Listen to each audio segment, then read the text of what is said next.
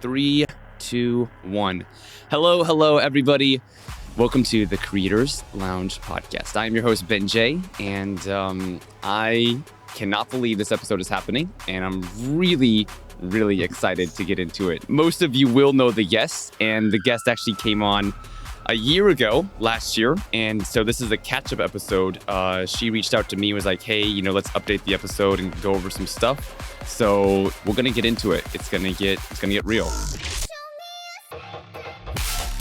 Okay, Rose, give us the intro. What is your name? Where are you from? And what do you do? So, hi, my name is Rose, also known as AKVMA. I run the AKVMA project and I'm produced for it. I'm from Los Angeles, born and raised, and I still live here. And I pretty much just make art every day, and I also run some labels and some other projects. And yeah, basically, in a nutshell, what I do. Fantastic. Oh my gosh. So yeah, our last episode together was released on March 20th, 2020. And, pardon me, March 2nd, 2020.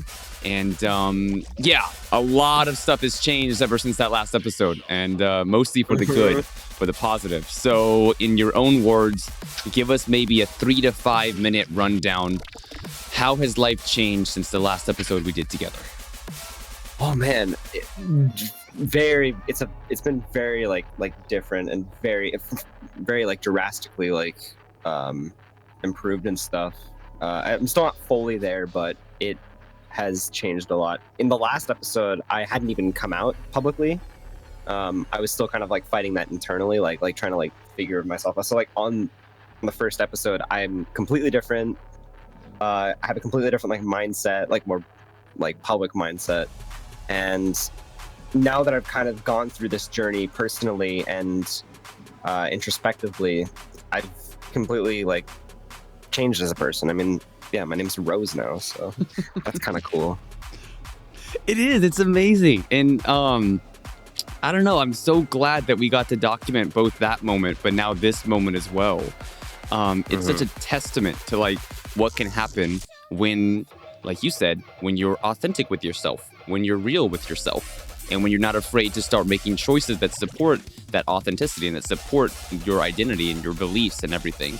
So it's just really cool. It's been amazing to see you, Rose, become more authentic and more honest with yourself. And then secondly, more authentic and more honest with the world. And the way it's all worked for you so well has just been a beautiful thing to see. Thank you. Yeah. And I'm glad that it is because even my music has changed along the way. Like the music that you've heard in the beginning and stuff, and then you heard throughout has changed a lot and stuff. And I've finally like found the sound, like my sound, which means a lot now that I don't have to like think about like what the AKVMA project is going to be. Now I know what it's going to be, and now I know what the sound is going to be. And I'm not just because like it's true. In the beginning, I was just kind of making it up as I go, or as I was going, and now I kind of feel like truly connected to this project. Oh, it's beautiful. I love that. Yeah, I love that because there is a moment that happens whenever you understand what you're doing and why you're doing it. And it gives you such a sense of confidence that like life isn't as scary anymore. It's not as confusing anymore. You know who you are, you know what you're doing, and all that's left now is just to do it. And it can be hard to get to that place because you have to go through a lot of struggles and experimentation before stuff does make sense to you. And so I'm really glad that you're there now with understanding, your sound and your style, and you're able to just, focus on the creation aspects of the project now. It's super exciting. I want to ask a quick question just now because I've actually been having some conversations with people in my community, and it's even with people that you and me both know, Rose, about like dealing with the past or like struggling with things that happened in the past. How much time do you think? How much time do you spend thinking about your past life and stuff that happened in the past to you, especially like pre-transition and everything? It was very painful, I would say, because I wasn't before I came out and stuff, I was not acknowledging a lot of my personal feelings and stuff. I was always very selfless and just I didn't really care about myself. I only cared about others. That was bad. That's it's very unhealthy. Because if you don't have self-care, then you're not going to be able to take care of others. So it was the hard lesson I had to learn. And eventually when I figured it out and stuff, and I'd figured this out like in December of 2019, I just wasn't like publicly like open about it because I was still like struggling with it. When I finally figured it out and stuff, and I finally like slowly got more comfortable with it and stuff, life just got so much better. So Do you think it was just time that you needed to get more comfortable with it, or was there like other things happening that enabled you to be confident and comfortable in expressing that and saying that to yourself?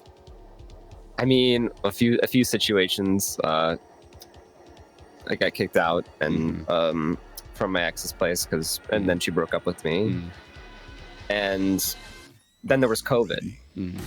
So COVID kind of forced me to stay at home and kind of figure myself out. Yeah, spend more time with yourself. You couldn't avoid it. Yeah, I literally couldn't avoid it. So I was kind of like forced into it, and I'm so glad that I was, because now I know like the truth about myself. That I've just been like hiding for so long, and that's kind of like what hurts to think about like the past and stuff, is because like in the past, like I now recognize a lot of like the little intricacies and mannerisms and like personality details of myself that I didn't realize were, oh, that's just me like coming out a little bit. Yep.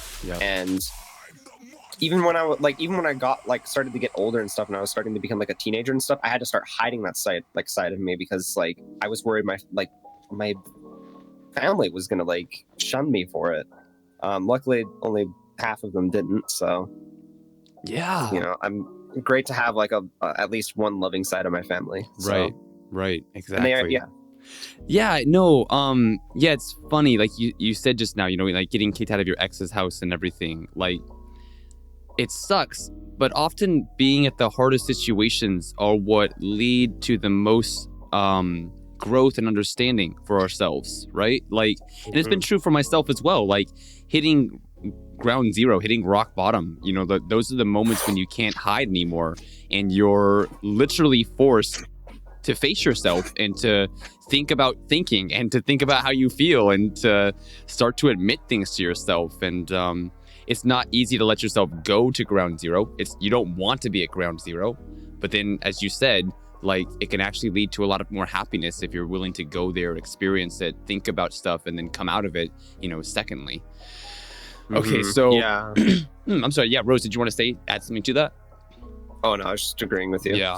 So, I mean, obviously that's been incredible, you know, being more comfortable with your identity and understanding your identity more. And then on the artistic side as well, obviously stuff has massively changed with your music as well. Both in significantly. Oh yeah, I mean, in terms of sound, in terms of process, I'm sure, in terms of recognition, like, there's so much that's unfolded for you with your music. And I wanna talk about this and get your inside perspective, because I've always been curious about it.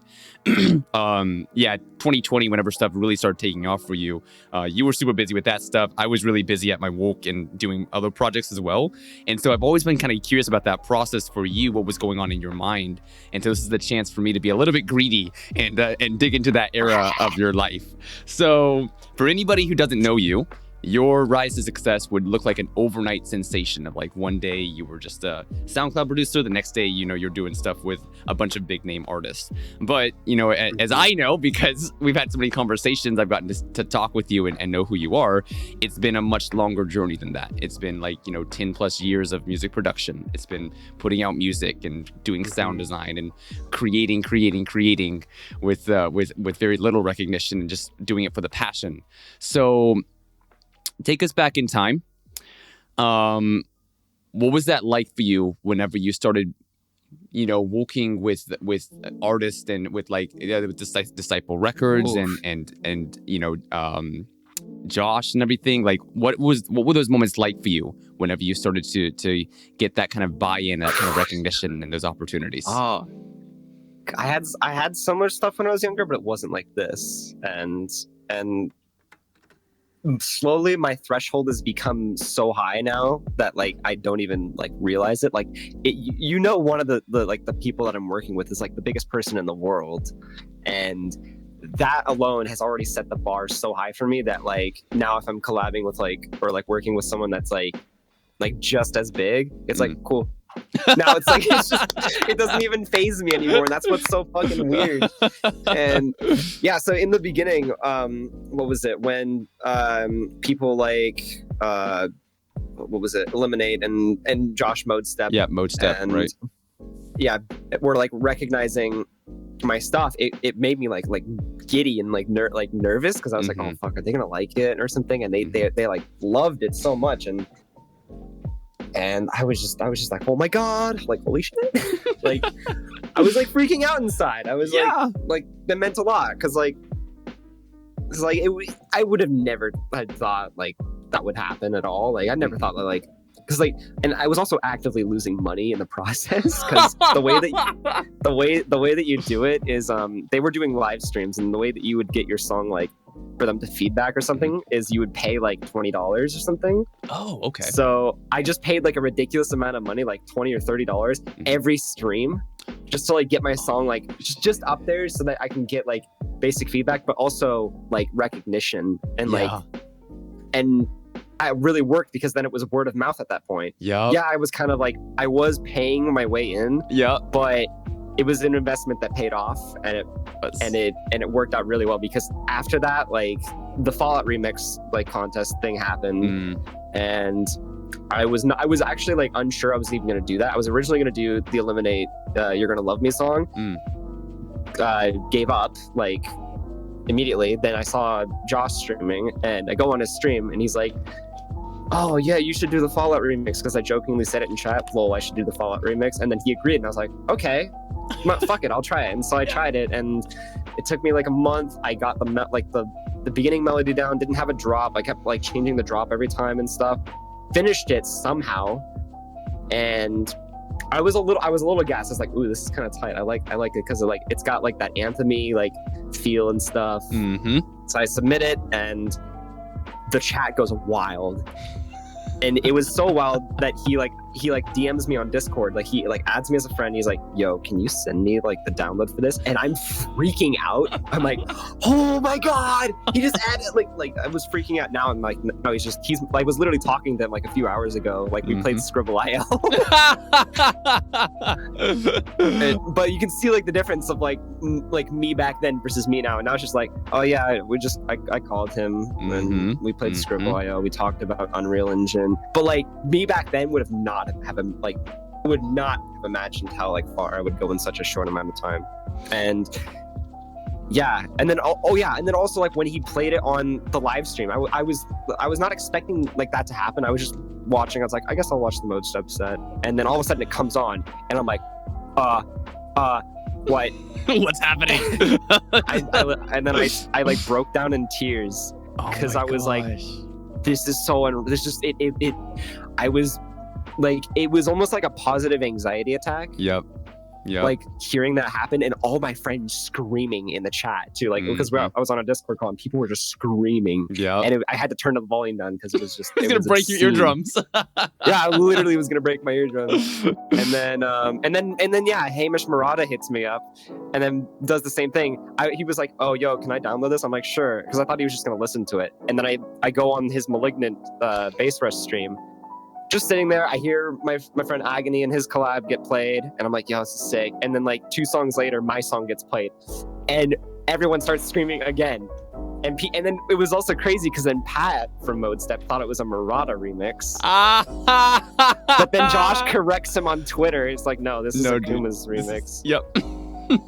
And then Pat's like, wait, what? And then Pat immediately like DMs me like, yo, I didn't even realize. Like, holy shit. And so then, that's how me and Pat started getting like together as well. And then that like freaked me out, because like I look up to him as like a drummer. So yeah, and then it won, and then stuff got even crazier from there. At that point, I had changed my sound because I realized that people were going to kind of start to copy my old style of sound. So I immediately had to like figure out a new style of sound, and I did. And then from there, I what was it? I finally became, I'd say, this is the worst way to say it, I finally became friends again with Virtual Riot, because we had talked a lot, but we hadn't talked for like a year or so, because then I was like depressed and didn't understand myself, and And then we finally like got back together, and he heard my stuff, and he's like, oh shit. And that meant a lot. And from there, it just kept going up. I kept meeting more people, Nazar, company. Yep.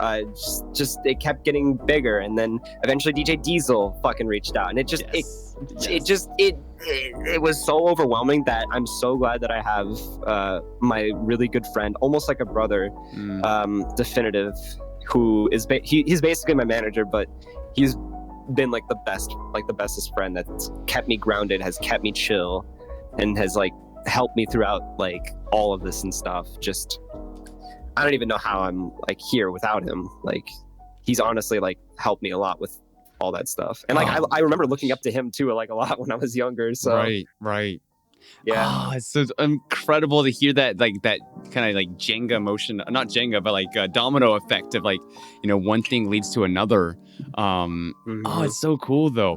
By the way, when did you meet Definitive? Did you know them already like a long time ago? Or did you meet them because of the other artists that you were linking up with?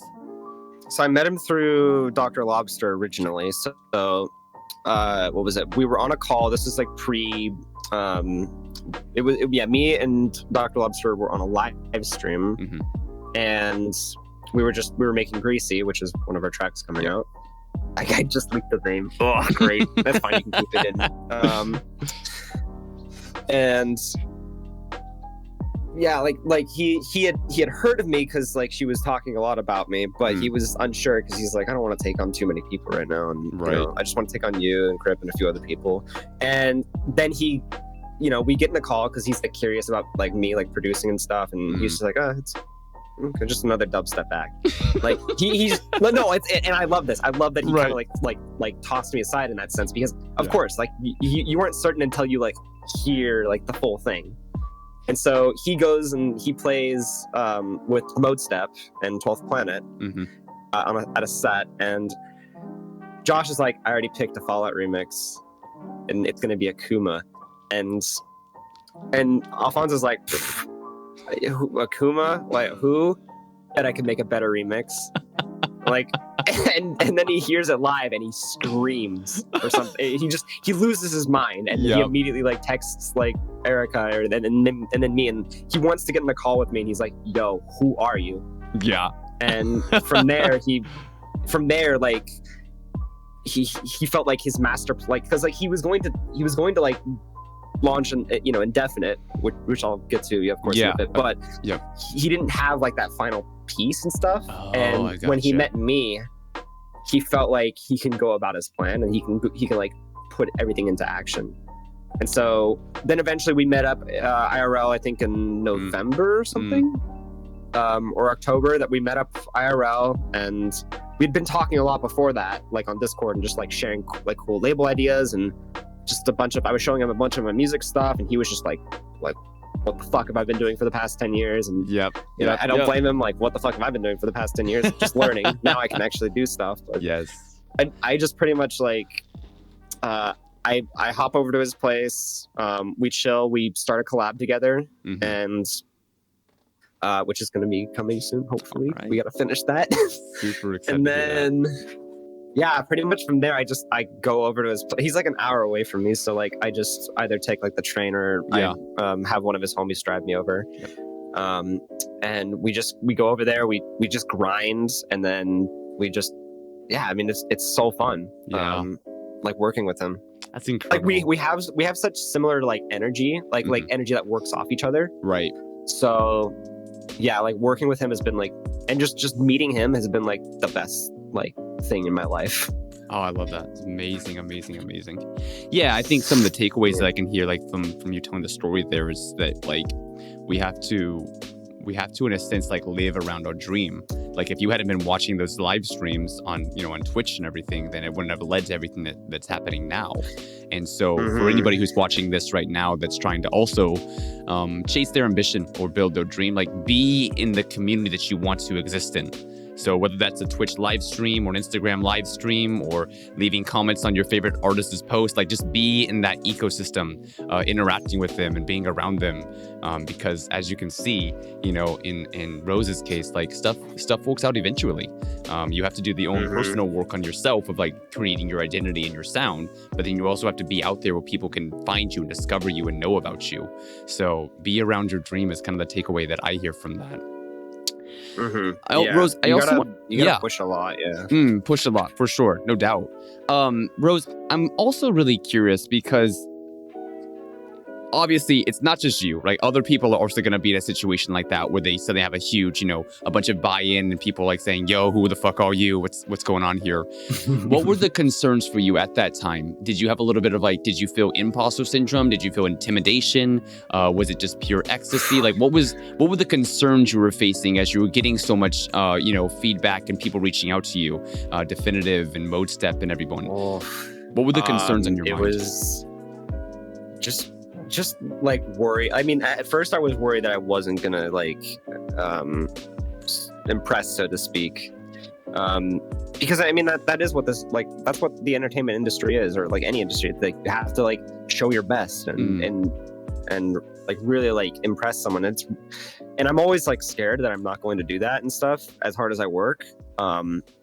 And I've had that a bunch of times recently, but like it hasn't gotten to me as much as it probably would have when I was younger. Or by younger, I mean like a year younger. But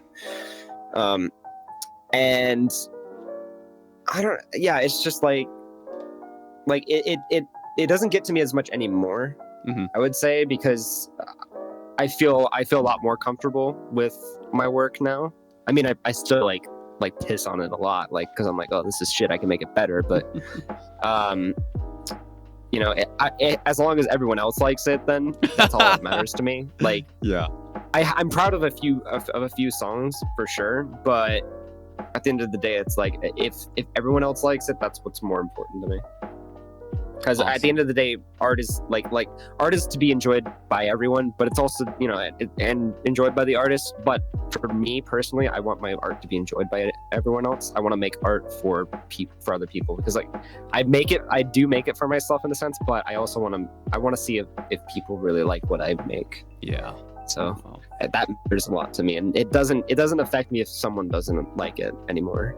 That's beautiful. Yeah. And as we both know, people love your art. I love your art. So I'm glad you are sharing it and making it, putting it out there. Yeah, I think the normalization process is something that happens naturally. So the more you do something, the more familiar you are with it, the more comfortable you are with it, and then eventually the more confident you are with it as well. I know that like the me of like 3 years ago never would have imagined about, you know, putting my face on the internet every day on Instagram or doing these YouTube videos. I was like, no, I'm ugly. No, I'm going to make mistakes or whatever. But like, yeah, I've just been doing it for so long. It's become normalized. You know, it's like, no, this is what I do now. And so same way, like you said, Rose, like, you know, you meet one person, you meet another person, they get, you know, there's more and more recognition, more and more status, there's more and more just like, you know, people you're interacting with. Soon it just becomes like, you know, your normal routine of like, oh, you know, this is happening. This is what I do. So, you know, as a follow-up to that first part about being around your dream, I think consistency is the other thing that the audience should take away from this as well. Just consistently work on yourself, consistently communicate with people, and that consistency can lead to confidence because you've just done it so fucking long that it's second nature to you. Oh, this is super cool. A lot of your growth, Rose, has involved collaborations and working with other creatives. Would it be fair to say that you have a lot of daily communication? And if so, how do you deal with that? How do you manage it? Yeah, I keep usually my circle because it's more comfortable. Even talking to other like label managers or promo or anything like that, it's still hard for me, and I get really like overwhelmed, and so I just I'll have my manager deal with it or something.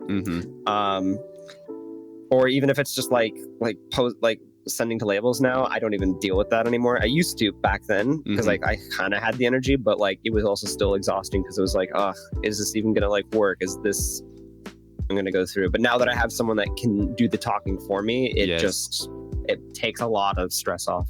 Awesome. So Yeah, and I mean, like, I love talking to other people, and I love like interacting with people like in the public, but I'm a very like come off as extroverted, but I'm very introverted at heart. So yeah. Well, it takes a lot of self-awareness. Like you have to like recognize, what kind of personality you have, whether it is introverted or extroverted or omnivert. Obviously, I think probably technically we think we'd both be classified as omniverts. Ambivert, yeah. Exactly. Like, I'm only an extrovert around friends, and I'm not an extrovert anywhere else. Yeah.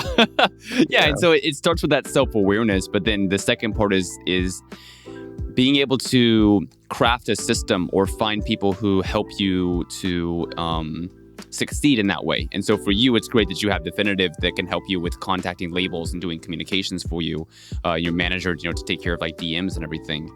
Because like the toll that kind of stuff can take on mental health is incredibly counterproductive.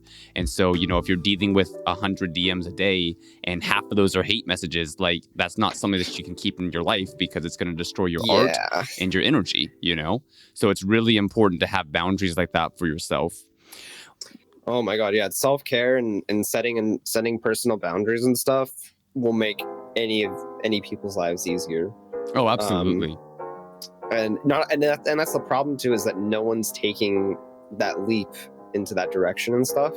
And I try to encourage people to do that, like, hey, like maybe you should limit the amount of times you like go on Discord and stuff, or hey, maybe you should, like not be so critical of yourself, and have a little like I kind of like this kind of, I'm proud of this, like have a little pride, just a little bit, but I don't see a lot of that happening. So I encourage people, and this is hopefully the message of me encouraging people to be like prideful and a little happy of your work, just a little baby steps. Literally,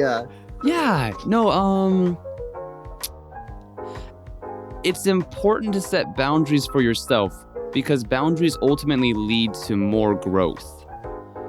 And so it can feel like, it can feel like saying no to this or that activity. Like, oh, I don't want to be on Discord less because I'm going to miss my friends. Or, oh, I don't want to not respond to DMs because then people aren't going to like me. Like, it seems that way, but actually you don't realize like the amount of energy it can be restoring for you.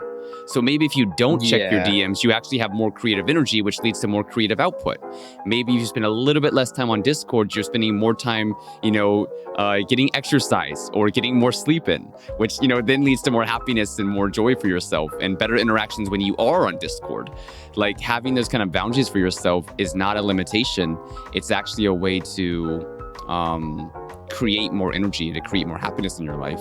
Is there any other boundaries that you set for yourself, Rose? I mean, obviously you said already about, not being on not answering DMs too much, not answering comments too much, and that kind of thing. Is there anything else that you kind of are careful for yourself about in terms of boundaries? This is one that I keep breaking, unfortunately, and I gotta work on that. Not interacting negatively with people that have hurt me. Because I was doing that a lot. I was letting my like frustration out and stuff, and I've gotten to the point now where I so far for the past like while now where I don't interact like that now, and I just kind of let them do their thing, and it's been a lot better for like both sides. So I've been a lot happier. I'm pretty sure they've been a lot happier. I don't know, but I hope so. Yeah. And I've been thinking of like even though I've been hurt by a lot of people, I try not to wish like too much negativity on them. Oh, wow. Yeah, that's powerful. That's powerful. Rose, I don't know if you can... be the better person. Yeah. No, like, exactly. I was curious though, like, was there something that happened that made you start thinking that way? Or was that just like a natural progression over time of like, why am I spending my time on this? It was more of that. Yeah. Natural progression. It wasn't like a specific moment, but like, right. I was just getting involved in so much shit that I was just like, why am I doing this to myself? Like, why am I intentionally going out of my way to let my frustration out? I don't really need to let them enable this. And I'm trying to like help my other friends that have to deal with this too. Like, like, hey, don't let them like enable you or something. Just let them burn out. And actually, so far, it's been benefiting us now, because now everyone that sees this shit and they're like, oh, you guys look like a bunch of idiots like crying on the internet. It's like, oh, thank God I'm not a part of that anymore. Yes. You've got to remove yourself. You have to remove yourself sometimes. Exactly. Like taking myself away from those situations has made me so much better. Mm-hmm. And it's also made my productive experience better. Now I'm way more productive because before that I was not as productive. Yeah. And I was basically in that wave of productive. Now I'm just productive all the time. Yep. Well, not today, but yeah. Everyone needs a break day. Oh, no. Yeah. I'm really glad you said that, because that's going to be a good clip for people to see and consume and kind of ponder on. I'll say two things to follow up to that. Like, first of all, drama, whenever two people aren't engaged in drama, the drama fizzles out, because it's very obvious to see, who's starting the drama and like what's the reality of the situation. Mm-hmm. So if two people aren't, being conflicting with each other, you can clearly say, wow, that person's having, a breakdown right now. That's not a real issue because of something that you did. It's just because they're dealing with something in their personal life. And so stepping away from that drama kind of isolates the situation in some sense. It literally does. Yeah. And then the other thing as well is, and here's the way I think about it. It's not my phrasing, by the way. I heard it from like an article, energy conservation. And so, yeah. And so and I do the very similar thing actually, Rose. And I think that other people, I really recommend other people try this as well. It's really simple. It's really basic. It almost sounds like silly to say it out loud, but like, don't check who's watching your Instagram stories. Don't check who's liking your... I've never done that. Yeah, right? Don't check who's liking your Instagram post. Like looking for those kind of things creates so much like pressure and stress for yourself, and you start worrying too much about what other people are seeing you as, or what people are giving you attention. And it's just... Stop checking my notifications in general too. Like, yeah. I mean, also because I get like so many now that like I can't check them all. So there's just no point. So it kind of forced me. But to people like now, like, don't check your notifications. It's just gonna make you obsessive. Oh, 100%. Because what's happening here is that you're starting to put more emphasis on other people's opinion of you rather than your opinion of yourself and your opinion of what you're doing. So if you're not checking notifications, you're probably spending time in a way that you actually enjoy, or doing something that you actually enjoy, whether that's making music or going for a hike or watching your favorite movie. And that's why like checking your notifications less is so beneficial to the audience, is that when you're checking notifications, you're spending time on other people's opinions and other people's thinking of you. You're not spending time on self-actualization and creating happiness for yourself. So yeah, please, for anyone watching, just be careful about what notifications you check and what metrics you're looking at, because that stuff can massively influence your mood. What else have you learned about networking, Rose? As far as like communicating with people, making new connections, people reaching out to you. I'd love to hear some of your thoughts on networking in general. Wow. I mean, I'm probably not going to give a great answer because everything just kind of came to me suddenly this year. So I think the best method of networking right now is Discord servers and track review live streams. Get your music heard like just by a bunch of people and build like a small community, and from there go to someone just slightly bigger than you and like collab, and then from there just kind of keep stacking up. That's basically what happened to me in a nutshell, but way more rapid. And from there, I mean, it just kept getting like bigger and bigger. Yeah. And that's kind of that's the best like networking experience that I have. It's absolutely true. And those are the two avenues right there that are underappreciated right now. I'm not sure that everyone realizes it or not. Live streams on the first one, and then like you said, Discord's the other one. And those two places right now are the place where there's so much attention on new music and new individuals. And so like either do live streaming for yourself or join other people's live streams, because Like I've noticed for myself, like so many people watch live streams these days. Like Oh so my god, many yeah. people consume live streams, and so that's It's and I don't like I don't like the gaming ones, but I like the just the sit down and talking to ones because it's almost like you can have a direct conversation with people, and I like that I like the interactive ones where you can go on like on Instagram where you can like go on someone's live streams or something. Add someone on, have a conversation, drop out, another person comes on. It's exciting. Yeah, it's a real-time conversation that stretches across the globe, and there's so many cool perspectives that can come out of it. That's kind of why like Twitter Spaces and Clubhouse appealed to me because I can go on and just hear a bunch of things and hear a bunch of things from other people. Especially Clubhouse. Like I got invited by Valve or Jaye, and I just found a bunch of spaces that I occasionally go into, and they're just hangout spaces for people that are like on different topics and stuff, of course. And it's kind of like Reddit, you know, where it's like it's a forum dedicated to that topic. But you can actually like verbalize and talk to people, and it's helped me become more like comfortable with like talking out loud too.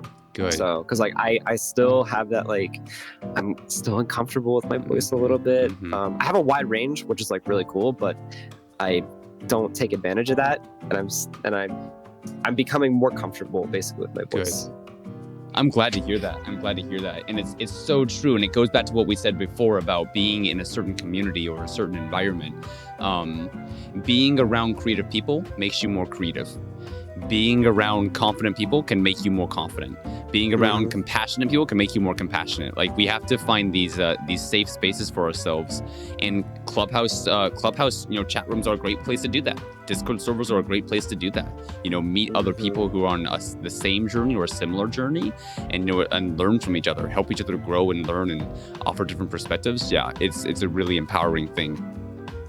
Okay, we've kind of set the stage for everything that happened, leading up to where you are right now. But I want to go a little bit deeper on the music now. And it's funny, right? Because every time we talk to, like, when I talk with musicians, a lot of the conversations about marketing and networking, and it's not always focused on music specifically, which is like actually what the whole point is making music and sharing music and everything. Rose, how much time do you actually spend making music on a daily basis or on a weekly basis these days? Oof, it's been every day now. I'm not even kidding. I make a song a day now. Wow. It's not like a complete song. It's like half or maybe more. Sure. But I start a song a day. And then at the end of the week, I'll just listen to like which ones sound cool and which ones I can work on more. And usually it's about 4 out of 5 of them usually pass, and then the other ones I just don't work on for like another month or 2. Incredible. But I have like 2 albums worth of music now. And it's at the highest quality, so I promise it's not like shit quality or anything. It's right. Not just like pumping out like me like template tracks, whatever. Sitting there like intricately getting in the micro details and stuff. Like even the Trampa remix that came out recently, that was what was it, made in like 3 days. I stayed up for 3 days. Like I took an Adderall, and I mean, I don't do drugs, kids, please, but like I sat down and like just cranked out the remix in like 36 hours. I like finished that track. I had my friend Lindsay make the art, which we wanted to like keep it to the original art, but like have like a digital appearance and stuff. I'll talk about like what's changed in my music sound in a bit, but right. It just as like a precursor though, this right here. That's super cool. Yeah. Is that like a habitual thing then? Just the practice of being in the DAW every single day has led you to this place of creative output, this level of creative output? Or do you think it's related to other things that have helped you to be so, what's the word I'm looking for? Just creative and like very, the word slipped my mind, but whenever you can create a lot of things in a short amount of time and put them out, I can't remember what the word is for that. But like, is that just like a habit of like being in the DAW every single day? Or do you think it's other things that are affecting that? I think I'm kind of pulling a Beeple. Like if you guys are familiar with like Mike Winkelmann and his art and stuff, he makes an art piece every day, like start to finish, every like for like 45 minutes. He makes a piece of art every day. He's been doing that for the past 13 years or something, like a long time, like before Instagram was a thing. And yeah, and pretty much like And also look at him now. Like now he's making like he made what like $70 million off of his NFT of all those everyday like things. But I just thought that would be cool to say to people that don't know about that. Yeah. But like I'm kind of pulling that approach of like just make something to just make something, because the more you make and stuff, the better you get and the faster you get at using your tools. And like now, like I open up Ableton and I'm just like, cool, template, go, make the sound. I know how to make the sounds now because like, you know, it's I've developed a process and I know my tools and stuff, so that I don't have to think about like the engineering. Now I can focus on, and this is where kind of my music has changed, is now I'm not focusing so much on like just making headbanger music that's like engineered perfectly. I'm making stuff that is engineered well, I would say, but that has a song like a flow, a songwriting aspect, and an emotional like appeal. And having that like kind of like breakthrough of like I don't want to just make headbanger music. I want to make music that people can listen to at home, in their cars, and at shows, and still go off. It's kind of like what made me like start making music every day, was to get better and to get to that point. Yes. Yeah. Oh man, I love that. I love that, Rose. Thank you for saying that, because I am just a huge proponent of that. Like I really encourage people to create, and then secondly to share as much as they can. You know, obviously you mentioned Beeple, an incredibly talented artist who's put in a lot of work and has attained massive, super inspiring too. Oh yeah, and attaining massive success, rightfully so, for the quality of their art. But like one of the biggest problems that I see, or I don't want to call it a problem necessarily, because everyone does have their own process and their own situation, but like success on the internet, building brand awareness on the internet, comes down to content. And like if you're not making content and putting content out there, like nobody knows who you are. And so I think a lot of us are very self-conscious about, you know, who we are, or what we're doing, or we like you've already said it multiple times today, Rose, like, you know, we also are our biggest critics. We're, you know, tearing ourselves down, saying it's not good enough, whatever. But like, if you just put in the reps every single day, you can build the confidence and the ability in that field, whether it's exercise videos, dancing videos, singing videos, it's, you know, music, like painting or NFTs. Like you've got to get the reps in consistently, you know, every single day, or as many times a week as possible. And then secondly, be sharing it and putting it out there and building awareness around what you do. So yeah, I love that you mentioned that. I really hope the audience listening can also take that as like a motivational boost to make and share more. Talk about your evolution when it comes to sound, Rose. How, from in your own words, how has your sound changed? What was that process like? You know, go ahead, take some time to talk about this. Yeah, the music released before the Trampa music, before the Trampa remix.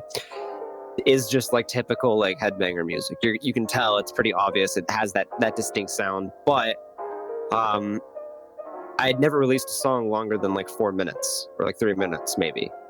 And as soon as I like made the Trampa remix and stuff, like I focused on like having that like midsection, having that verse section, that second verse section, and having like intricate like flows and stuff, but something that like someone can like bop to and also have like an emotional appeal to. And that's I think the reason why is because I started listening to Under Oath and Bring Me the Horizon and Breaking Benjamin. I started re-listening to that again recently, and I started to realize like I kind of like all this stuff. Like I kind of like all the like the emotional aspect and like the lyrical content, and how like there's a lot of like what is it, like musical painting and stuff in a sense. Like the melody actually like drives a lot of the emotions. Right. And so I wanted to start doing that more with my music, and you're going to see a lot of that soon, because I've been like writing a lot of like lyrics and stuff that I can like scream and stuff. A lot of what is it, just you're gonna see like a lot of new like stuff like from me that's gonna come. Like you're gonna hear Nuclear that's coming out at the time of this recording this week. But and then you're gonna hear everything else, and that's not gonna have like too much emotion to it. But with the new EP and a bunch of stuff after that, you're gonna hear a lot of very like like angry emotional stuff, like where it's like hopeful emotional or not like that. But I've been kind of going in the more songwriting direction than more like emo direction for this project, and it's kind of working. Like I don't think anyone's gonna be ready for it because it's gonna be like a smooth changeover to it. But it is kind of what I want to do with this project. Because I listen to a lot of like dark metal and like emo music, and I feel like that's kind of what my sound for AKVMA is missing. Yeah. Because if I just make headbanger music that's like intricate and well engineered, I'm just gonna be another fucking dubstep artist that can make crazy stuff. Yeah. So I wanted to sell that specialness by making it very relatable in a sense. And so I started to like focus a lot more on myself and my emotions, and realizing that, wow, I have a lot of dark shit inside me. And I was making this music, the loud music that I do, the loud dubstep music that I do now, because I have a lot of pent up emotions, and this helps me like release that.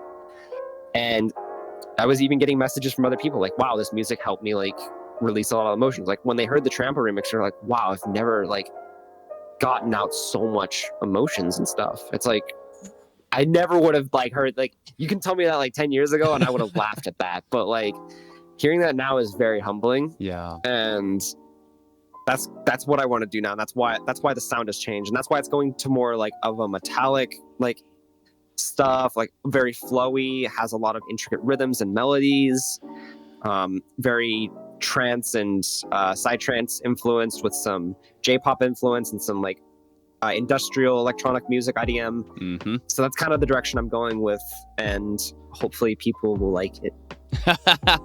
We're going to love it. We're gonna fucking love it. It's you. That's the thing, Rose, is it's you. And so that's what makes it so beautiful. It's so uniquely you. And it's just more of you becoming more authentic, both with yourself and then with your sound, and knowing how to express that and how to put it out into the world and share it. And people are vibrating with it because like it's real, and we see a piece of ourselves in your music. So continue the good work because it's amazing. It's beautiful. And also I feel like a lot of what you said is kind of about storytelling. And I've been like talking about this a lot lately because I've always heard people talk about storytelling in art, but I was always kind of like, yeah, okay, whatever that means. But like, I'm kind of understanding like on a deeper sense now, like what storytelling is. And I guess that what I've realized is storytelling happens in many different ways. So it's not just a story of like, somebody did this and this, the end. It's also about like you're talking about here, expressing emotions and emotional growth, or sharing a thought, sharing an energy, sharing an experience. There's so many ways to tell stories, right? And even like I think even for like my Instagram page of like the videos that I share on Instagram, like even that is a form of storytelling, because I live life, I learn a lesson, I share it on Instagram, and that's like my literal life story. You know, like I don't think I comprehended before that a lot of art comes down to storytelling because it's documenting human expression and human experience. So I'm really excited to see, the new music that you come out with. It's going to be amazing. It's going to be absolutely amazing.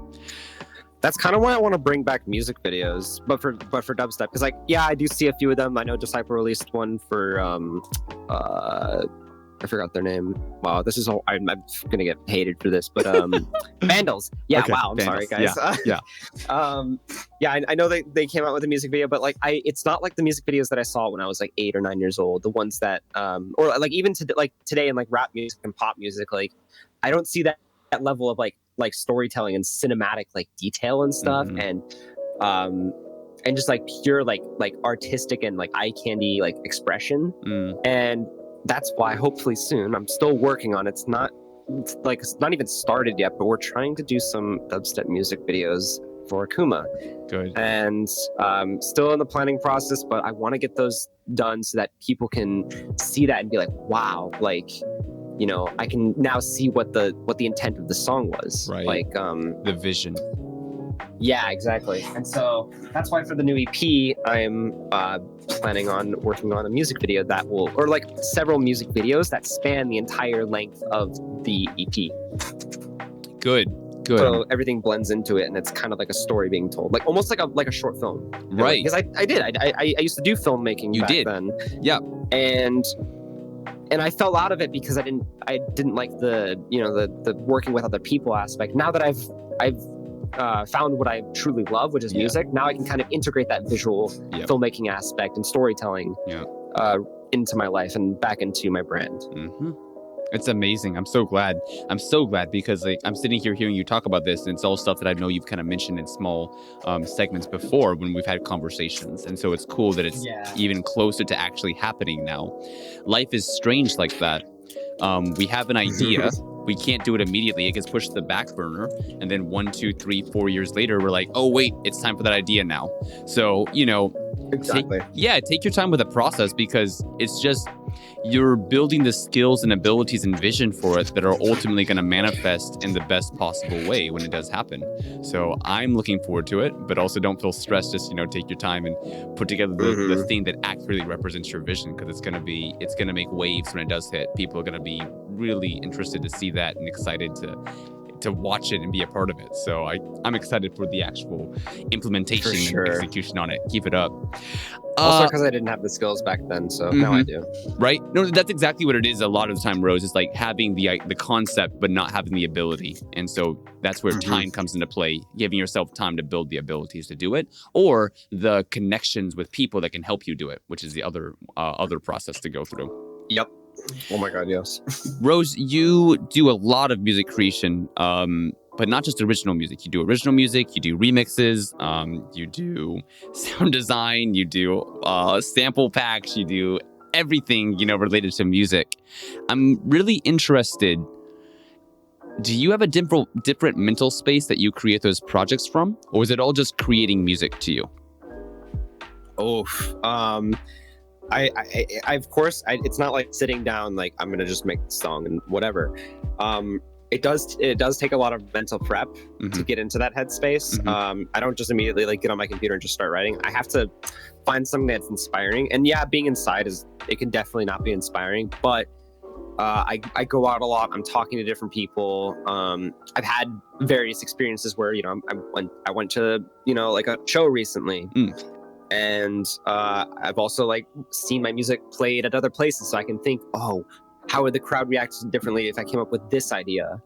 And I try also not to listen to a lot of dubstep as well, because I don't want my ideas to come from there, because then I'm just kind of recycling what other people are making. So if I listen to other sources like metal or jazz and just different sources that are completely like, what?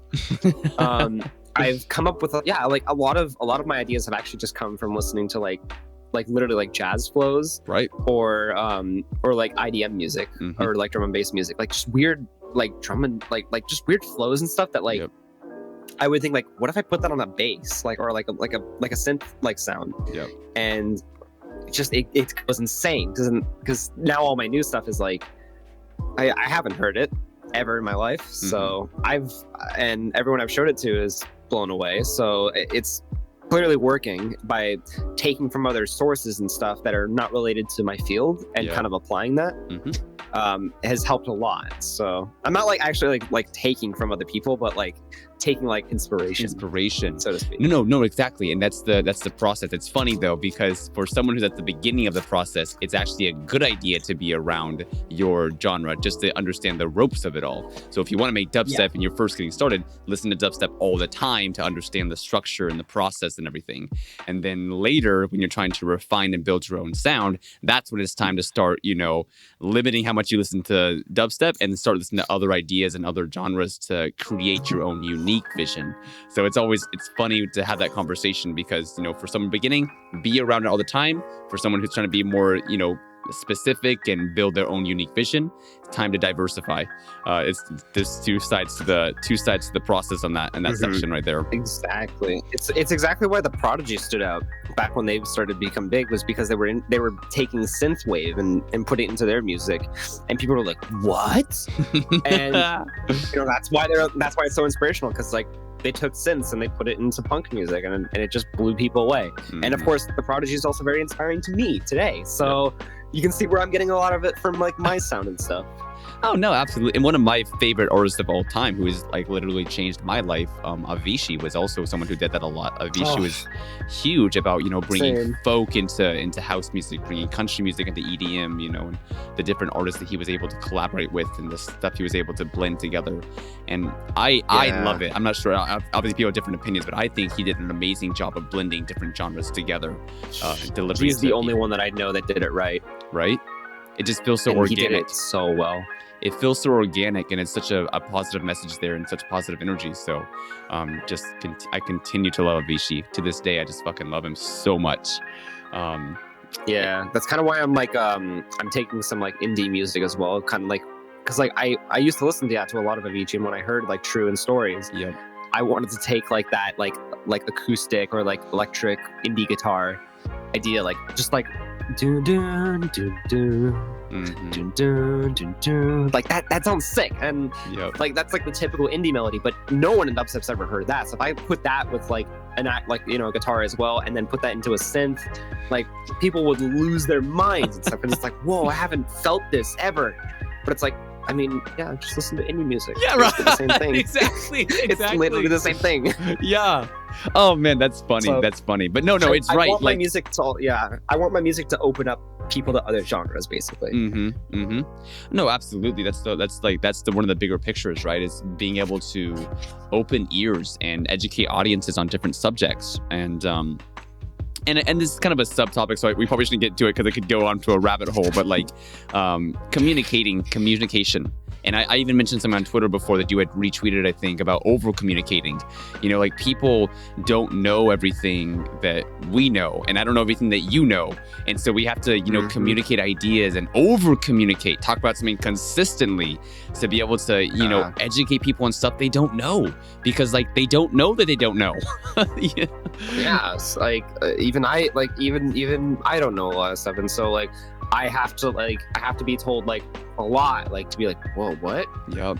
And so it's the same way for other people. Like you can't get your word out unless you are getting your word out a lot, like twice or even 10 times as more. Yes. Than you usually do. Precisely. In the same way, it comes down to music as well. There's a lot of genres that are underappreciated or that people just don't know about. And so the chance to pull inspiration from that, or to share that, or to combine that, is just a really cool opportunity to open up people to a whole world they can't even imagine exists. Which just creates amazing memories and a lot of happiness for audiences and for us as people who get to share that. So, Rose, as far as I know, you also do some music lessons for people as well. And I wanted to ask you about this real quick, because I think you know this already. Like I teach English here in South Korea, and so it's funny for me because even though like I'm a teacher, I'm often learning from my students in terms of like their, you know, human nature, their personality, the way they think, their process, their ideas, the way that they, you know, combine ideas together. And so it's always cool for me as a teacher to become the student by learning from my students. And I was curious for you, through doing music lessons and teaching people about music, has it changed your artistic process at all? Has there been anything that you've learned or any kind of like self-reflection you've gone through because of teaching people about music? Yes, a lot. I've learned like once from a student, like, oh, that's actually an interesting method, but I kind of learned to do it better. Right. I'm not going to say what it is, but sure. It was interesting to kind of like sit down, and I have to kind of explain what I do over and over again, because usually most of the time, like 80% of the time, I'm explaining from scratch, like music, in a nutshell. And the other times it's like, oh, well, then I don't have to explain as much. Then it's just like, oh, I can just say like, okay, yeah, I drag in this oscillator, put, you know, like play around with these settings until it sounds about right or what you want, and then just add a bunch of distortion, compression, blah blah blah blah. You know, just like going down the typical lesson route, and watching people's minds get blown. It's kind of it kind of like helps me understand like what I can do better, because it's like, oh, they like this part, or oh, they were impressed by this part, maybe I should teach that more, or I should ask people like, do they know about this? And you know, it helps me like understand what like people don't know, and it helps me like learn a lot more and it helps also like at explaining things as well, because yes yeah, because you like the the biggest student in the room is the teacher themselves. You know, they're going to be like educating themselves a lot, because the more you explain something, the better you get at explaining it, and the better you get at knowing what it is, or like knowing what the subject is. And the faster and like the quicker, like the more responsive basically you get. Yep. So like that's why like repetition is key. And so because I kept teaching so much, I started learning like a lot of my tools faster, and that's why I started becoming faster at music production, because I was teaching so much. And that allowed me to start making music faster, because I was kind of eliminating the like, oh, this does that thing, or it does this thing. But now it's like, oh, I know Corpus is a physically modeled resonator. I wouldn't have known that like a year ago. But I figured it out because I was like looking in the manual, because people were asking questions, and I was like, oh, I really don't know. And I eventually figured it out over time, but now I know, because it's like, now I can just say, oh yeah, that's what that does. Oh, erosion, well, it adds a sine distortion peak. Boom. Like I mean, that's probably not what it actually is. I actually don't know what it does. But, that was like the first thing that came to my mind. So. Yeah, but to your point, it's all about, we're all learning. So it's not just like we're not just giving information, we're trading information and benefiting each other through being open and being real and raw. Oh, that's amazing. That's really cool. No, I love what you said, especially about explaining, because that's certainly true. Finding the most effective way to explain something to someone. And humans are also often very similar. So if you can find the way to communicate with like this one person, you just unlock the way to communicate with a whole group of people. And so getting better at explaining things and communicating ideas is absolutely essential for any human being, no matter what you're doing. Because communication, in my opinion, is one of those base level skills that goes into every single field you do. Life is made up of humans. Humans communicate. So communication is a skill that's absolutely necessity to have in your arsenal. And communication goes into marketing as well, right? Because that's a lot of what that's what marketing is. Marketing is communicate. Like you have to know your value and then communicate your value. Right. And so I'd love if you want to touch on marketing for a bit, Rose. Like sometimes you have to oversell it too. To even like get something to work. Like I had to oversell myself sometimes. Like, oh yeah, I could totally like take that out in an hour. And it's like, fuck, how am I gonna do this? But if I can get the opportunity and I know that I'm quick at learning and stuff and I can figure it out as I go, I'll do it. Because like I don't want to waste that opportunity that I just got. To like say like, yeah, I can do this, yeah, I can do that. And sometimes I have to make up stuff as I go. Like it's like, oh yeah, I can totally like do like particle systems and stuff. And they're like, sweet, because we actually need someone that can run like particle sims. And I'm like, cool. And then like as soon as I get off the call, pull up YouTube. What the fuck are particle sims? Yeah, I'm like literally like looking up stuff and like I'm trying to like, learn as I go. And like I didn't even know what an NFT was. Wait, Rose, hang on. Audio dropped a bit. Drop for a sec, so we have no audio just now.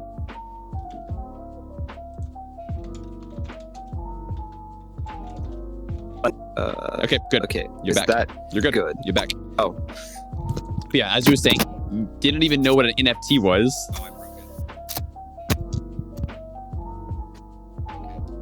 Sorry. You're good. Don't worry. I bumped my mic accidentally. Okay. We got too excited. We were like, we're tweaking out here. Like, step back. I'm literally, like sober tweaking. That's so weird. Never done that before.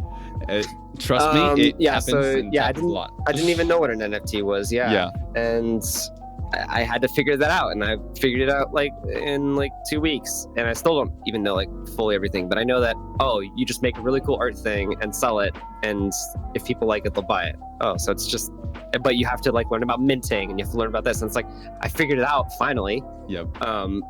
Still halfway there, but as long as I as long as I can like figure it out, and I can just be like, yeah, I can do that. Now I can. But oh man, Rose, selling yourself is so hard. Rose, is it hard for you to admit that you don't know something? Not. It used to be, yes. Now it's not. Now it's like, oh, I don't know that. Oh, maybe. Or like sometimes I'll get stuff wrong, and it's like, oh wow, like I didn't realize that. How do you deal with it? Because I think that's one thing that holds people back is like not knowing something, but being afraid to admit that they don't know. Therefore, they never grow. But obviously, as you're saying right here, whenever you don't know something, it's okay to admit to yourself that you don't know, even if you don't tell other people, and then like, start that process of figuring it out. So like, how did you develop that kind of confidence to admit like, oh shit, like I don't actually fucking know? It's kind of forced into that, of just not being aware of my surroundings, not aware of like certain things I didn't know. Yep. And as soon as I like learned something, I started to become more comfortable like with like learning and like being okay with not knowing and even asking questions. That's like the biggest like sell like that you have to do for yourself, is like being okay with asking for help or asking for advice. Now I'm comfortable with it, but it honestly like it takes time, and you have to like find like that comfortability, or like find what makes you comfortable to get you to that spot of, you know what, maybe it is okay to ask like questions. Maybe it's okay to not know something, because honestly, like learning, like not knowing something is probably the best thing that you can do for yourself. Yep. And being okay with that is also the best thing, because then it makes you want to understand and learn.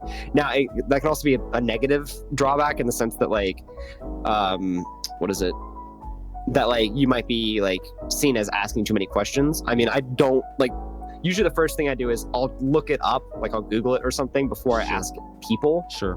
But usually I'll like research before going to asking, and that's usually what I recommend people do. It's like, you have the ability of the internet. Like if you can talk to me, you have the ability of the internet. Right.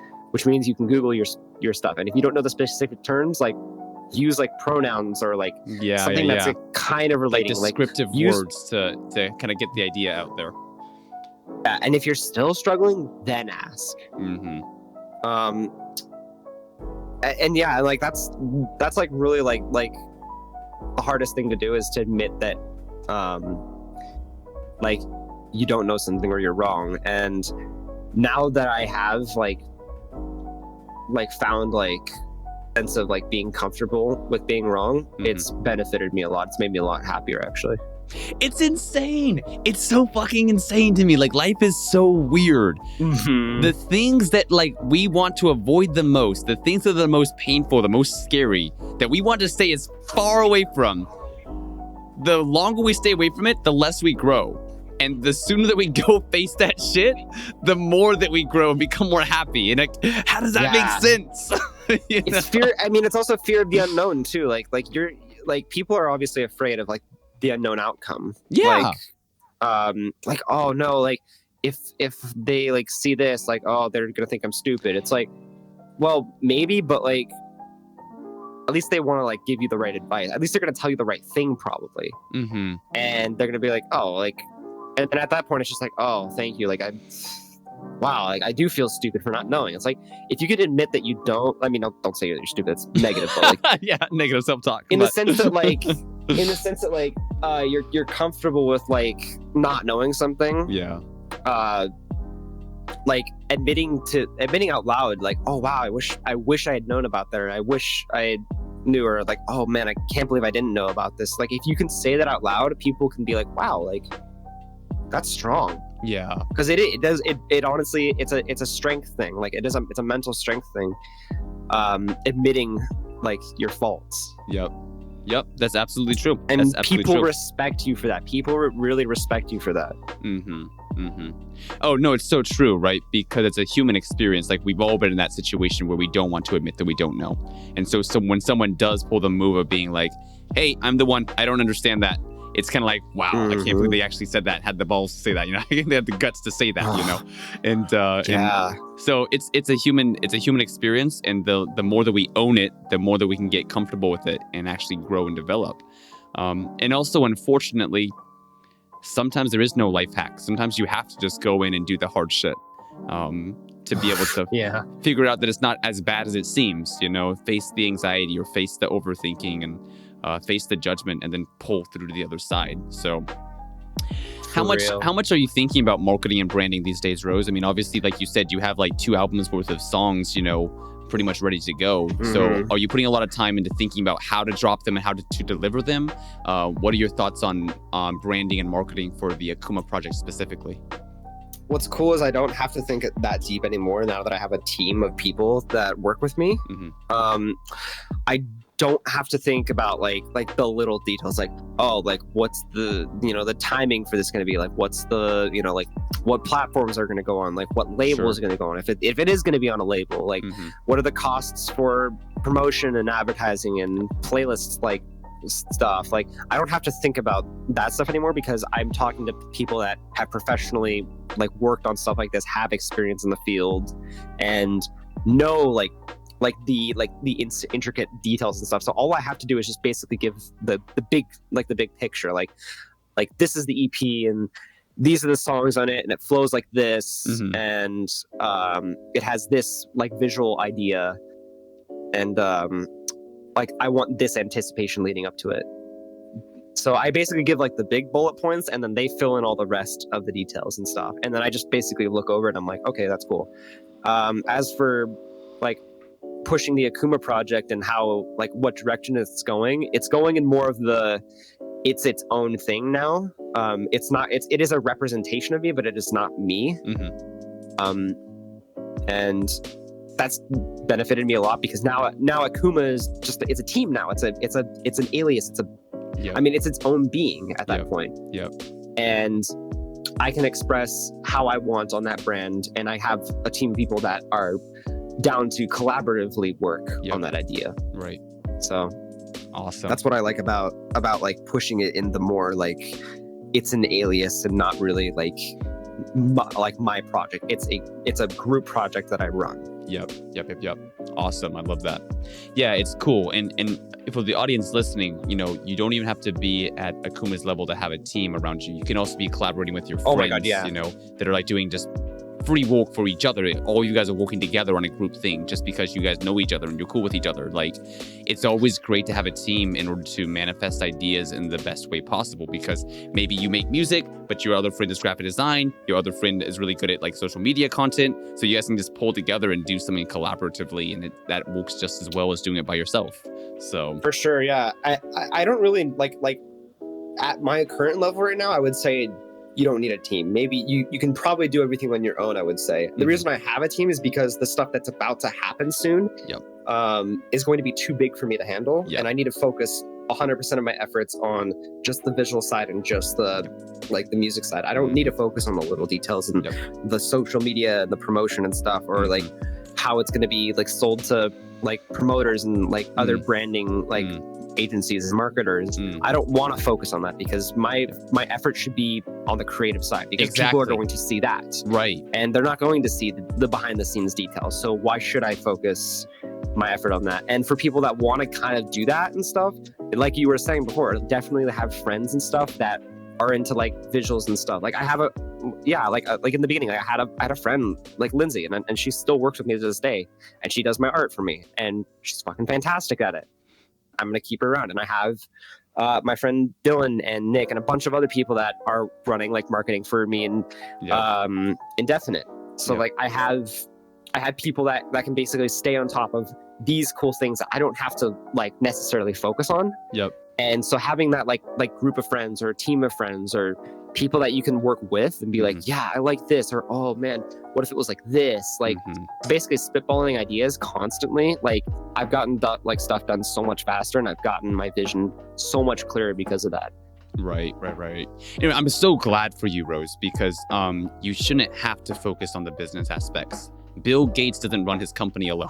He's got like thousands of employees, you know, and so in the beginning you have to kind of do that, like in the beginning like self-employed person. But as it gets bigger and stuff, like you're gonna see that it's gonna get harder to like deal with that stuff, because eventually people are going to start sharking around and be like, oh, like you should do this thing with me, or then this person's gonna be like, no, like work with me, or no, work with me, and it's going to be like that pick me type of like sense, where it's just like I really like, and it was happening, and that's why like Alfonso came in and was like, I know this is going to happen to you because of like the sudden rise that you were having right now, and you definitely like need people to like help you navigate it.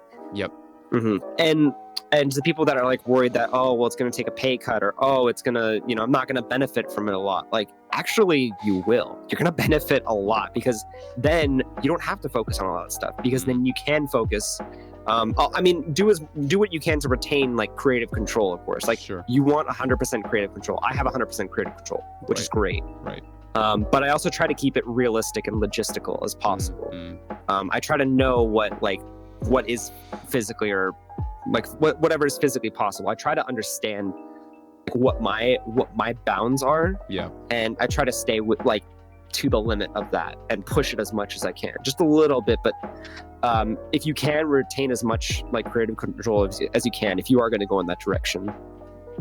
It's my advice, basically. Oh, absolutely. No, Rose, you're completely right. And like you said, like you're living that practice yourself. You know, you're doing the music, you're doing the kind of the visuals and the sound of everything. You have people helping you with scheduling. You have people helping you with audience interactions, you know, things of that nature.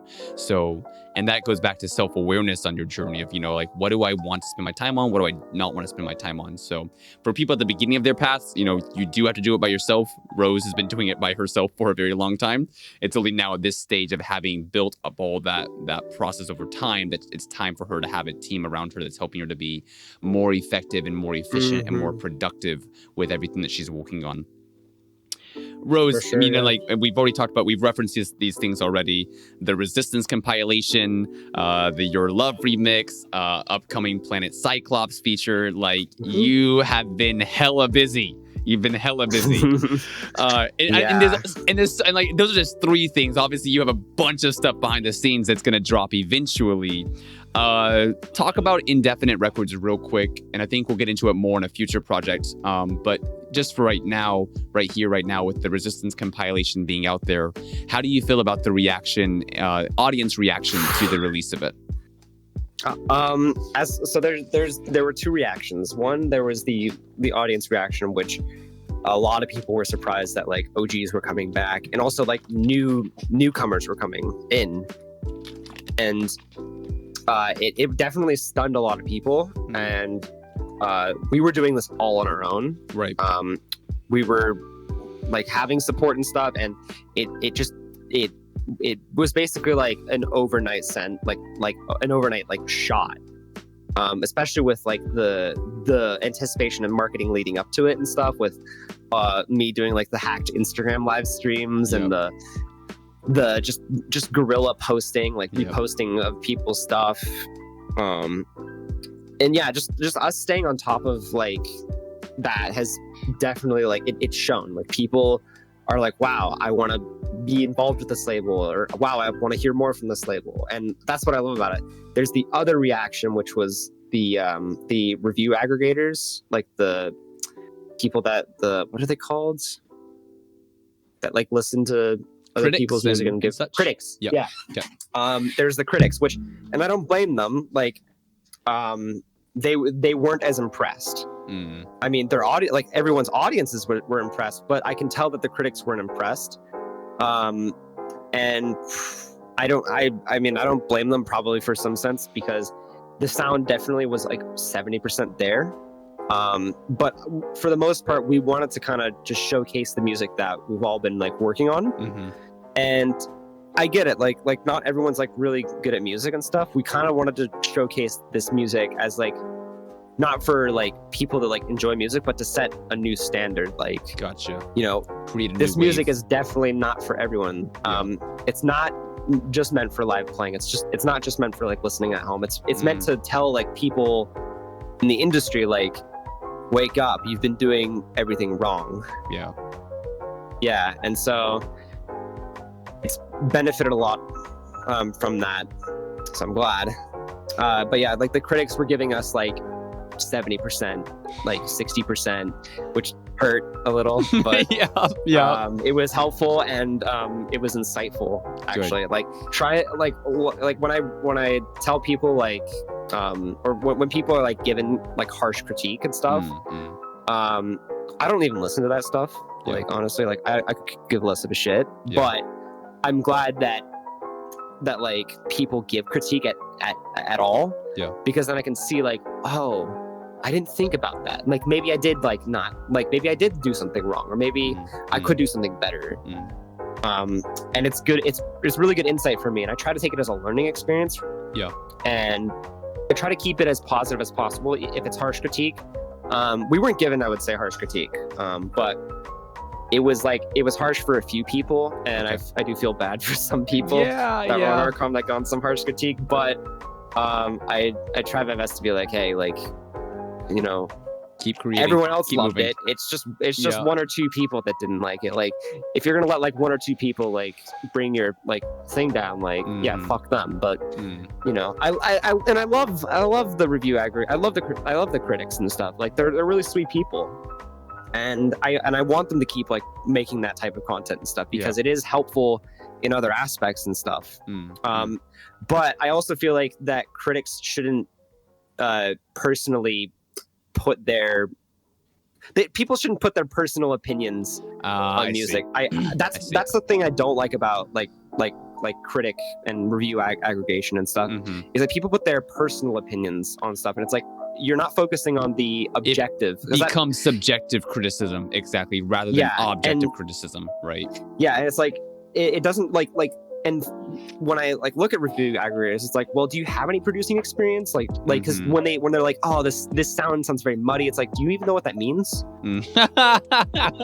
like sound muddy. Like I want you to explain why it sounds muddy.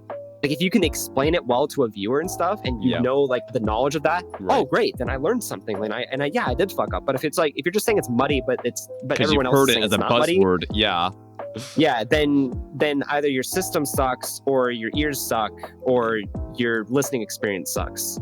And that's why I don't like review aggregation when it's subjective like that, because then people take it as objective like criticism, and that's what hurts people like from continuing music, is because they think that's objective criticism, whereas it's not. You know, it's that person's personal opinion, which is subjective. And so that's why I want to hear more objective content, like more objective stuff. Like, oh, like I analyzed the music and I listened and I looked at the frequency bands and it was peaking in this thing, and that's why people probably didn't like this. Or I listened to the melody and it actually like phases with this key and causes dissonance. Like, I want to see like that type of critique content. I don't see a lot of that. That's a messy conversation. It's a messy conversation. There's so many different opinions on it. Oh my god, yeah. That's like why I was like kind of anxious saying any of that. And it's funny because we're talking about our opinions on someone's opinion, something someone did, you know, and at least like the people that are review aggregating at least say that it's a subjective piece. Like, this is my personal opinion, right? Because it also goes in. It's actually like the same thing with what is it, like advertisement scamming, like where people would be like, this is not an advertisement, I'm not promoting this product in any way. Like you have to say that, because say that legally. FCC and FTC guidelines in America and other countries. And I feel like the same thing should go with review aggregation. Like, you should disclose that this is a personal opinion or this is an objective opinion, and have evidence of that. And that way it makes people aware of like that stuff. And people are probably gonna get mad at me for saying that, but like, well, I mean, look, but look, it's fucking real though, because the thing is that this also goes into marketing. So I'm going to take someone for an example, and I'm not hating him at all, because I actually enjoy his content, but like Anthony Fantano is a music critic. But I have a funny story about that later. You can go and share it afterward. But the thing about Anthony Fantano is that we don't like him because he necessarily has, you know, a certain level of music knowledge that enables him to give objective criticism. We like him for his personality. He's funny. He's interesting. He makes engaging content. You know, he's cool. He gives, you know, he leaves cool reviews, has cool conversations. Like, now, because of like internet marketing, a lot of its personality is not about actual skills that you have. So, but you had a funny story about Anthony. Go ahead. What was that? Yeah, so I jokingly, when I was signed into the Indefinite Twitter account, he posted like, what's dropping this week? And so then I went on the Indefinite Twitter account and I said, this fat compilation, and I posted a link to it, and then he retweeted on his Twitter. Wow. And I was stunned that everyone like from the Indefinite comp, and like just people that were like either associated with me or not associated, people from high school that I was talking about my comp saw the retweet, and they were freaking out. Like, Anthony Fantano retweeted you, and I was like, what? And I go and I check, and it's on his page, and I'm like, oh my god. And so I mean, I took the opportunity. I'm like, I'm trying to find his email. I'm DMing him like, hey, Yeah. like if you want to like listen to it or do a review, like we can cool. We never got a response, but Yeah, but you tried. yeah, because it took the entire internet for him to listen to the Space Laces like Voltage O2. Yep. And what was it? I think that was still on a live stream, so he hasn't even done a video. Like he doesn't do videos on like electronic music. I see. So like I wanted to like take that opportunity and to try and make it happen. It probably missed, but it was still worth trying because like it was really nice that he like retweeted it. Oh, for sure. And then try again, right? Like just being in that kind of ecosphere, that kind of environment. You never know when it's gonna actually, bust through, and he will review it like on his channel or whatever. That is funny. Yeah, for real. And then also, Rose, you have the Planet Cyclops thing that's coming up, and like everyone is super stoked for that. I've been seeing the teasers all over Twitter and Instagram. People are talking about it. What can you say about that project? I had made the song that's coming out this week. I mean, by the time this video comes out, it's gonna already be out. But when it comes out, it's called Nuclear, and I had made the song. I think I was under the influence when I made it, but I was on a call with my manager and Dr. Lobster, and I had made this like flow. It was dun dun dun dun dun dun dun dun dun. I just come up with that, and then I wrote the song around that. Made the second section, which was equally as crazy, which I tried to like make it like a down falling like just super crazy, like that was headbangable but also like listenable at home. Yep. And I think I finished up the song. I heard it played live several times, and it helped me like make the song a lot better. And then eventually like Subtronics, Jesse reached out and was like, hey, like, you got any music? I'm putting together a comp. This is back in like December, I think. Wow. Or January. Okay. It's like a real long time ago. Yeah. And I had finished the song at that point, and I had sent him a song that was like, yeah, I just made this, and he was like, I'm not feeling this. So I'm like, oh, okay, it discouraged me. But I was like, I don't want to lose this opportunity, and I was gonna save Nuclear for my EP. But then I was like, oh, and then I started to think about my EP a lot more, and I was like, oh, you know what? This kind of wouldn't work for my EP. It kind of stands out too much on its own. So I was like, well, if it's gonna stand on its own, it's gonna be a single. I might as well just go on a comp, right? And I might as well just send this to Jesse. So I did. I sent him the link. And I'm like, if he takes it, like, miracle. And immediately he like sends in all caps, like, yes, I want this. And I'm like, cool, it's final. Here you go. And I was wondering what was going to happen to it for a few months. And then like a few weeks ago, I get the email, hey, we submitted it to distro. And I'm like, oh, what? Let's go. Okay, cool. You're like, oh, so that's happening. So I'm like, cool, let's run with it. And they were like, we want a mood board for the art, so I make a mood board with the profile picture that I have and a bunch of other art that I've made. And I send it off to them, and then they send back the art, which I will send you the art. Please do. So you can take a look at that. Oh my gosh, exclusive! I want to see this. Yeah, I mean, people are already gonna know what it is now. Oh, exactly, right? Because by the time the episode drops, but oh, this is super cool. Yeah. Oh. Yeah, there it is.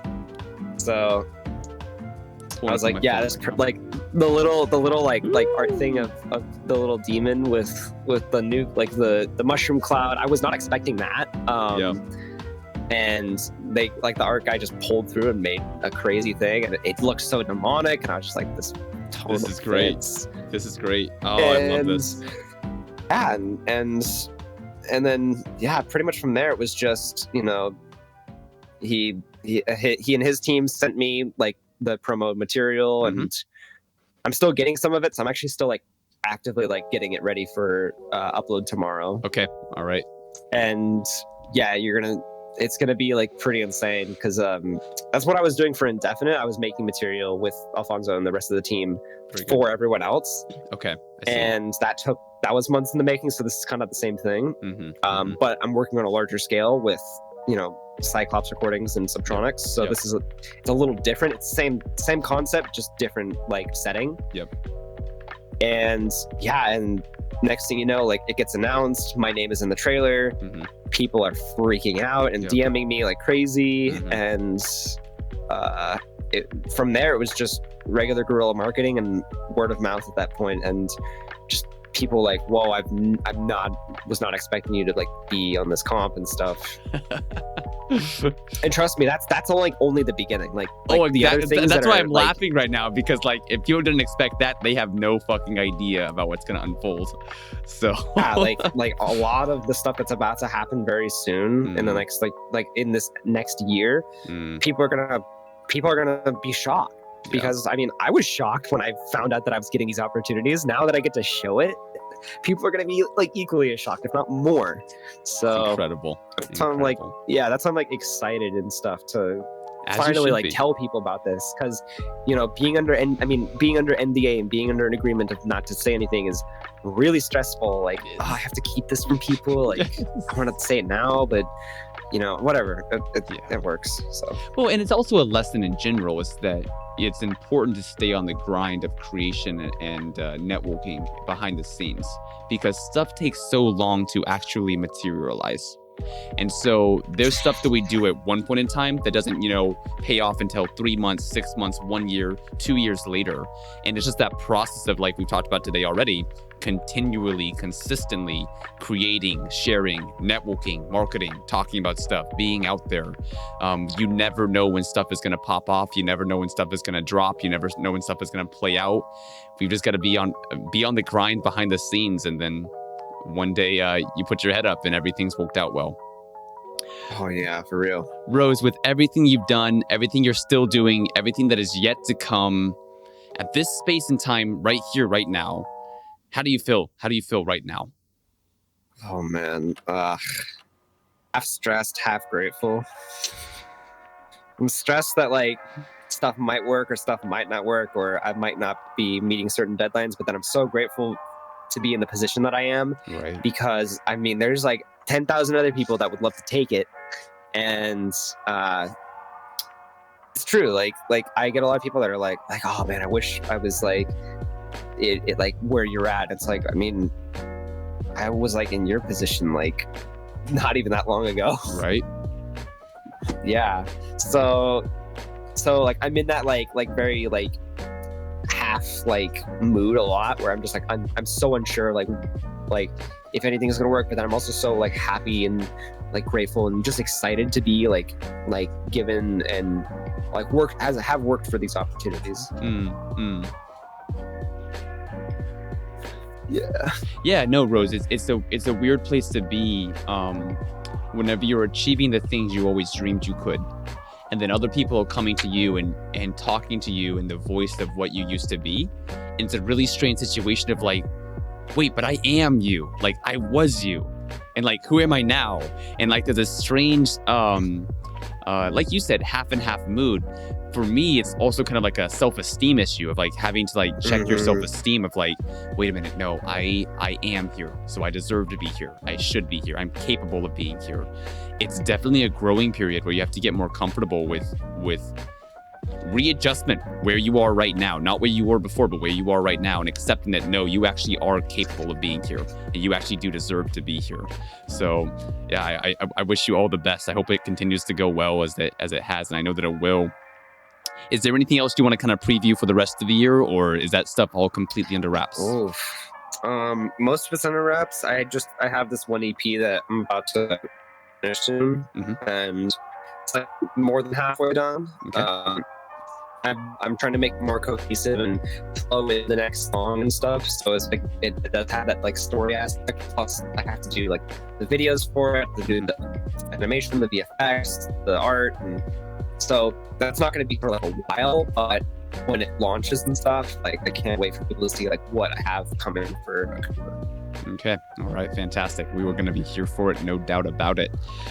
And as you know already, the last thing I ask the guests to do is leave a message to themselves of 1 year in the future. So, Rose, speaking to yourself of 1 year in the future, the Rose of, let me check the date today.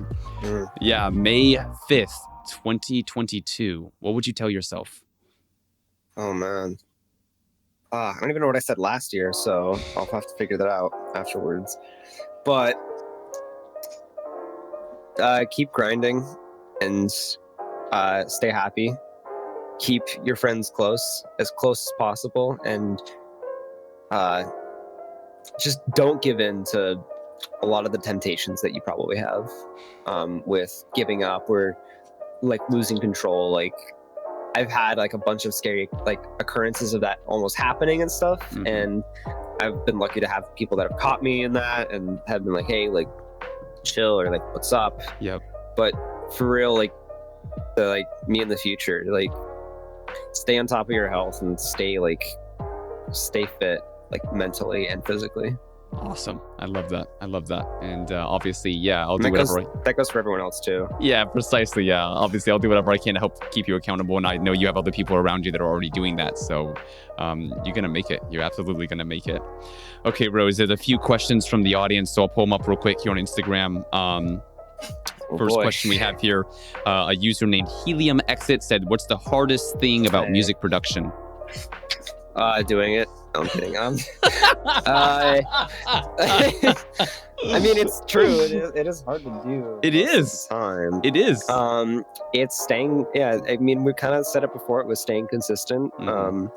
I was struggling with that in the beginning. I was just coming up with a new concept every time and just trying to stay with the heavy thing. But now that I have like an idea of what my brand and what my sound is going to be, and I'm staying consistent with making like my music and stuff, it's helped make my sound more definable and be like, oh, that's AKVMA, and no, oh, that's a Marauder ripoff, which I'm trying to avoid right now. So that's why I had to change my sound, is because I kept getting so much of that. So another question from a user named Gateway Dubs, what's your favorite synth? FM8. Love of my life. I've been using that since the beginning because I saw Noisia and Skrillex use it, and I love their sound so much that I just got that, and then I got Massive with it as well, so I eventually picked up Massive. So Massive is like my second favorite synth. Third is probably Phase Plant. Fourth is Operator. Fifth is Serum. Sixth would be Vital, because I have like it just sucks on my computer, so I've never used it well. That's kind of it. Those are the only synths I use anyways. Everything else is just sample manipulation or audio effects and stuff. Another one from a user named Drop Phase. What was your journey in finding your sound? Learning to create a sound that that wasn't just a new sound over and over again. Having a consistent process. Me, it was I wanted something that was heavy, had a lot of weight, had a lot of room and stuff. Sounded like it was in a giant echoey like space and stuff. Something that could be when you hear it at a festival, it's crazy big, but if you listen to it on headphones and stuff, it sounded just like that. I wanted it to basically have the same experience no matter where you were. And so coming up with like the people call it anvil basses now, which is kind of a cool name. I've never put my thought to that. I just call them like machine gun basses, because it sounds like a giant artillery cannon. Like exactly. It sounds heavy in that sense. So it was going from just typical like just the heavy sound with like some vowel and stuff, to I want giant mechs and monsters and demons to sound like they're fighting each other and stuff, and I want to synthetically create that with synths. Awesome. And the very last question from a user named Malcolm Harris, how long have you been in a music career? 11 years now. Right, very good. That's pretty straightforward. I've been doing it since I was like 10. Basically, when I heard the Noisia Split the Atom album and Scary Monsters and Nice Sprites, that's what like made me start wanting to make music. All right. And Rose, as you know, the final thing we have to do is a speed round. So I'll ask a very quick question, just give a very quick response. So you ready? Let's go. All right, here we go. 3, 2, 1. Favorite colors to wear? Purple, black. I try to wear more lighter colors now, like more pastel colors. I'm getting a lot more pastel clothes, but usually it's just dark. Usually it's just darker clothes. Favorite stuff like Oh, sorry. Okay, go ahead. Yeah. Stuff like I was just gonna say just stuff like just dark emo black, but I'm trying to go more pastel. Kind of blend them together, maybe. Favorite snack foods? Ruffles, chips, and what are those things called? Just any frozen food from like the market. Ruffles original, or is there a certain flavor? What is it? Canadian allspice. Oh, okay. Best. Yeah, it's hard to find. It is. I've never had them before. Best and worst days of the week. Mondays and Tuesdays. Oh, wait, sorry. Mondays and Tuesdays are the worst. Okay. Usually it's like Thursday and Friday are my best days. Okay. Favorite TV show? Right now it is what is it called? Neon Genesis Evangelion. Thanks Dr. Lobster for getting me into that.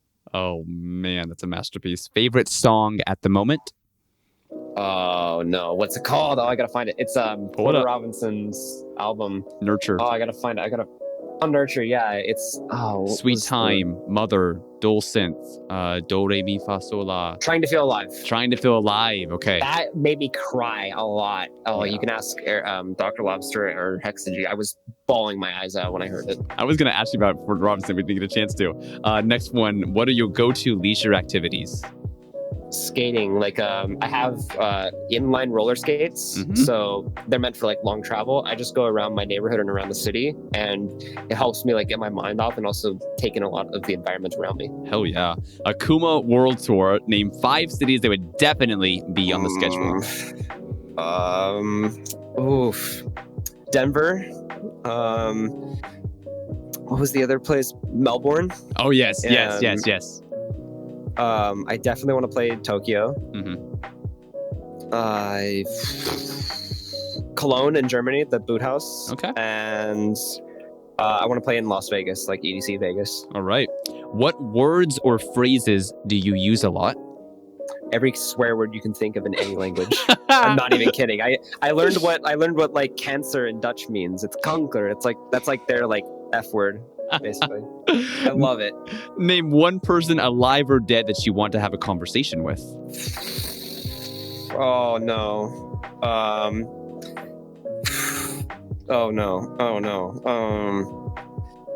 Avicii. And last one, how do you want people to think of you? I don't know. I don't want people to think of me specifically. I want people to think of my work and my art, and I want them to think of how it affects them and how it inspires them. But if you do really want to think of me as the person behind AKVMA that has, a smile behind her face. And, right, and that's it. Yeah. Oh my gosh, yeah. Rose. I have so much love for you. Thank you so much for jumping on today, talking about everything you shared. This was incredible. Is there anything you want to say in closing to the audience who's listening? Yes, self-care is important. Please take care of yourselves. And to all the people that just look up to me and stuff and have said so many like kind and wonderful things, thank you so much, because you've helped me get out of a dark time as well, several dark times. And it's very, very like inspirational to see that people like love and care for the music that I make, because I never thought I would. Like when I was in high school, people were like shunning me and joking on me, like, oh, you're not gonna succeed, like, oh, like, are you sure, like, you really want to go into that? And so having people that like support me now is heartwarming and stuff. And even like supporting from the beginning, like the very beginning, like, I love you all so much, and I really want to keep fostering that, like just that like starting from the beginning type of mentality, like having that, like, I don't know. I'm just so thankful for everyone. That's all that matters to me. Beautiful. Everybody, just thank you so much for watching the episode today. I really, really encourage you to go check out Rose, AKVMA's music. Just everything that she touches is insane. The growth she's experienced, her spirit, her energy. I've had the incredible honor of having multiple conversations documented on the internet via live streams and podcasts and different conversations. And it's just been a joy to be able to see her journey and kind of watch from behind, like, everything that's going on and happening and watching it play out. So I really invite you guys to also come and share her journey as well. Like, watch what she's doing, because she's fucking killing the game. And at the level she's at now, just imagine it 100 times more in the future, because she's going to continue to fucking ascend and completely slaughter the game. So everyone, please go check out her page, follow her, listen to her tunes, give her some support, because she absolutely deserves it. Everyone, we will see you on the next episode. Take care. Have a great night. Bye. Have a good one, everyone. Bye. Woo! My gosh! Wow! Holy shit! Wow.